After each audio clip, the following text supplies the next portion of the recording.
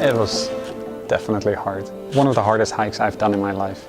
We were carrying this solar fridge, which the fridge alone weighs 100 kilos, but it comes with 8 batteries of 32 kilos each. And so there was quite a team going out.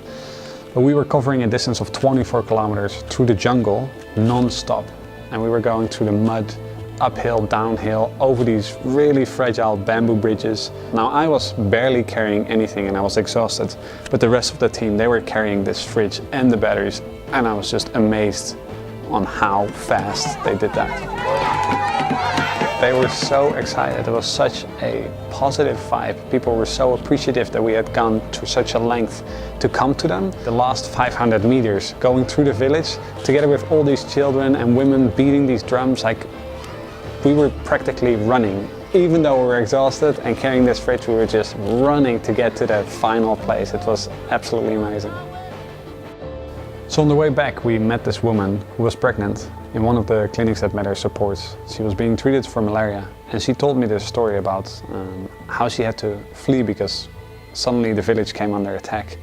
And so in a split second, they had to leave everything and were going into the jungle. And she got separated from her 2-year-old son.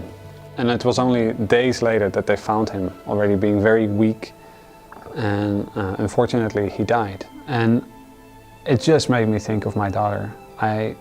She's 1-year-old, and being away from her was already hard enough. But then to imagine that she would be out there in the jungle, getting rained on, having no food, no sleep, was just heartbreaking. And here she is, being 6 months pregnant, having malaria. And I thought, what can I do to help you? And then I realized, actually, I'm working for the organization that is helping her. It is because of the medicine that she's receiving that she is surviving this.